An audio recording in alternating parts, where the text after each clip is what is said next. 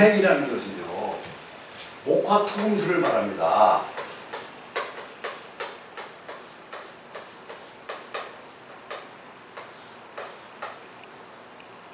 하나, 둘, 셋, 넷, 다섯. 이것이 목화 토금수네요. 이 다섯이네요. 이것이 오행입니다.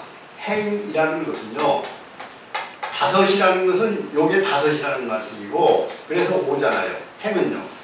행은 진행형을 말합니다. 끊임없이 움직인다, 변화한다, 그런 뜻을 가졌기 때문에 오행이라고 합니다. 다섯 가지 기운이 끊임없이 변화한다. 그게 오행론입니다. 그러면 이 다섯 가지 기운이 생명체인 초목과 인간의 처지에서는 자연세계나 인간인가를 서로 융합하고 자연에 가까이 가려 하고 자연이 또 우리 인간을 품어주려고 하고 그렇게 융합하고 생명을 보존하기 위해서는 이 목화 토금수 오행의 기운은 필수적인 겁니다. 이 기운에 의해서 생명체가 유지가 된다고 이래 보시고, 일단 이것은 서로 순환하고 또 그 우주 만물을 생성하고 낳고 쇠퇴하고 소멸해서 아주 생정하고 생성되고 또 쇠퇴하고 아예 없어져 버리고 또다시 생성, 쇠퇴, 이거를 소멸 계속 반복해서 순환하면서 이렇게 이 세상이 이루어지는 것입니다. 이제 천간의 오행운동은 태국에서 음양이 나왔잖아요.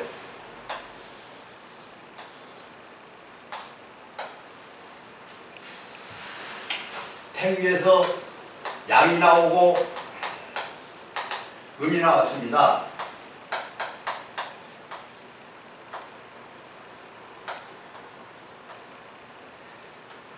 이 양 속에 양이 있고 양 속에 음이 있다고 말씀드렸는데요. 이게 목입니다. 양 속에서 양이 나온 것이 이게 화입니다. 음 속에서 양이 나온 것이 금이고요. 음 속에서 음이 나온 것이 수입니다.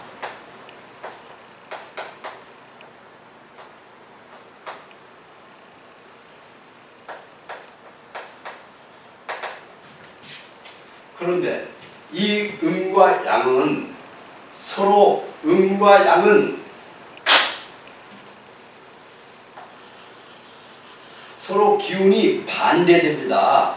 반대돼서 음적인 것은 수축하고 오므리고 마무리하고 하는 기운이 있고, 양은 발산하고 팽창하고 벌려놓고 추진하고 그런 성질이 있습니다. 이 양과 음이 서로 부딪히고 변화할 때 조절하는 것이 있습니다. 그 조절하는 것이 중성자라고 할 수 있는데, 중성자. 토라고 하는 중성자가 있습니다.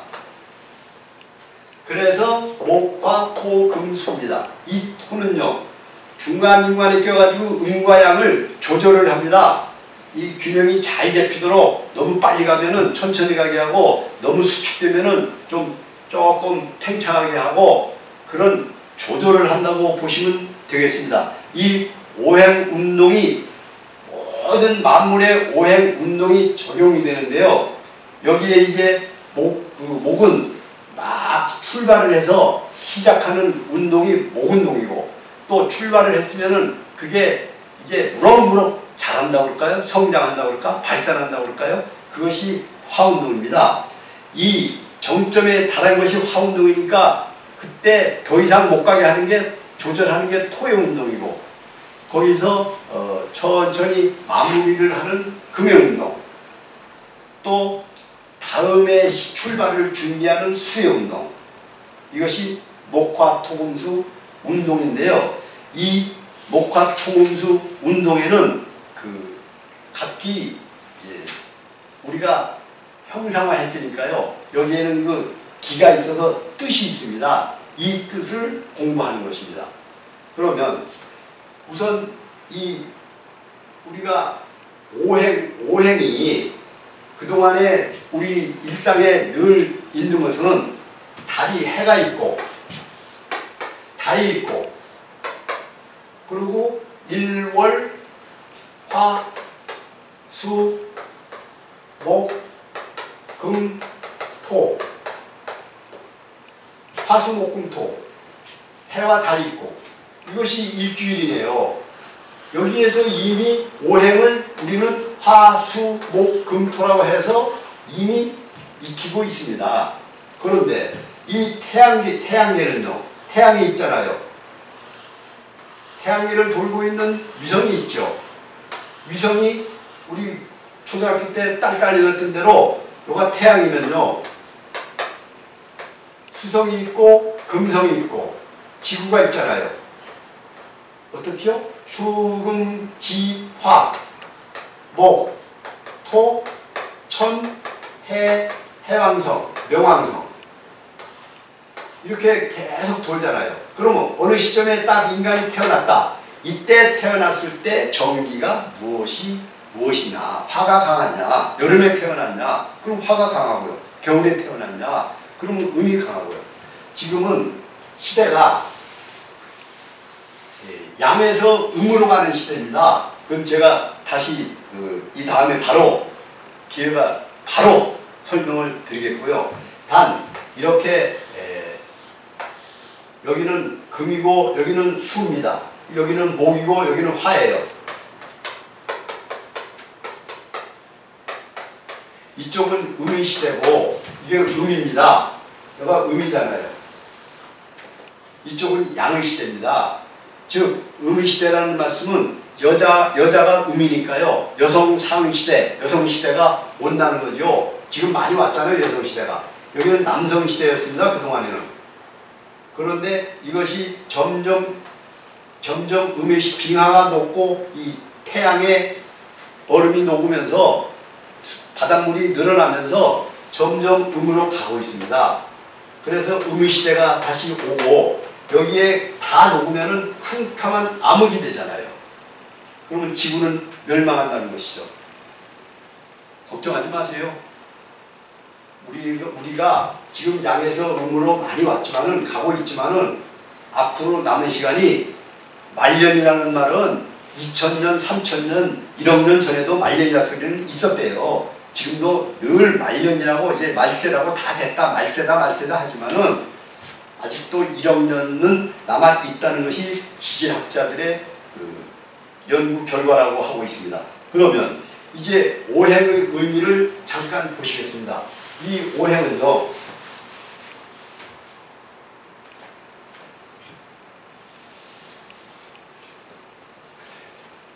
먼저 목을 보시겠습니다. 이 목의 의미는 많습니다. 목이 뭐냐면요. 밭이 있습니다. 밭에서 씨앗이 있죠. 씨앗이 있는데 씨앗이 적당한 수분이 들어오고 물입니다. 빛이 들어오고 적당한 습기가 차고 물이 수분을 흡수하고 적당한 온도가 올라가면은 여기서 싹을 틔웁니다. 싹을 틔워서 이게 땅 위로 올라와 가지고 크잖아요. 왜 크죠? 왜 태어나죠? 이 싹은요 꽃을 피워서 꽃을 피우기 위해서 태어납니다. 꽃은요 열매를 맺잖아요. 열매는 이 열매를 맺어서 다시 저장을 해가지고 저장 씨앗을 응축되고 가장 조그맣게 만들어 가지고 응축돼서 다시 새 출발을 준비합니다. 선생님 이거는 뭐 곡식도 그렇고 일단 식물들이 그렇다는 말씀 아닙니까? 이것이 자연입니다. 인간이 똑같습니다. 여기에 자연의 일부인 인간을 여기에 갖다고 해가지고 지금 이 나무다. 그거는 나무라고 설명을 하지만은 인간이라고 생각을 하시면 됩니다. 그것이 이 사주명리를 공부하는 방법입니다. 그래서 자연법하고요. 물상합니다. 자연법, 물상은 물의 생물의 모양새 이걸 물상이라 하는데요. 물상에 의한 해석법, 자연법, 해석 이런 말씀을 많이 들어보셨을 겁니다. 그것이 여기에서 우리 인간이 부모의 뱃속에서 이제 태아가 돼서 태어나지 않습니까? 태가 돼서 정바디가 돼서 이제 밖으로 나오면은 무럭무럭 자라가지고 꽃을 피워서 왕성한 활동을 해가지고 열매를 맺어서 다시 씨앗이 돼가지고 저장을 해서 이렇게 돌아가는 겁니다. 그래서 이 오행운동은 이거를 말하는 겁니다. 그러면 여기가 목이에요, 먼저. 목이 쭉 큽니다. 그러면 목의 성격은 뭘까요? 목의 성격은 일단 인간적 측면, 물질적 측면, 자연적 측면 여러 가지로 볼 수 있지만은 지금 이 시간에는 간략하게 그 인간적 측면에서 단편적으로 보면은 이건 시작을 하는 겁니다. 그러니까 목은 시작이요, 꿈이 있고 희망이 있고 유소년의 마음입니다. 막 펴서 꽃이 피려고 하니까요. 그런 마음으로 그런 마음이기 때문에 지식에 의한 지식 탐구를 하는 의욕이 강합니다. 그래서 교육의 의미도 있습니다. 화는 이제 막 여기에서 햇빛을 받아가지고 무럭무럭 자라서 꽃을 피우는 때라고 보면 되겠습니다. 여기는 열정이 대단하고 뜻을 이렇게 나타내기를 좋아하고 예의가 바르고, 이 화는 예의가 바르고 열정이 대단하고 또 그 동적이기 때문에 막 움직이는 것, 율동도 잘하고 연애 스포츠 그런 사람들이 화 기운을 많이 가진 사람들이 많이 있습니다.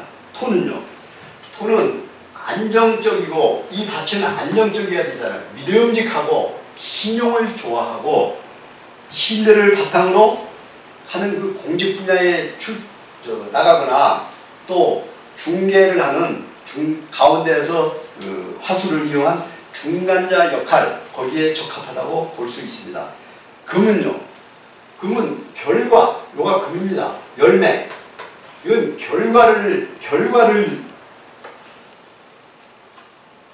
주니까 마무리하기를 좋아하고 결과를 중요하게 여기고, 여기는 순수하고 의리조하고 고집이 센 편입니다.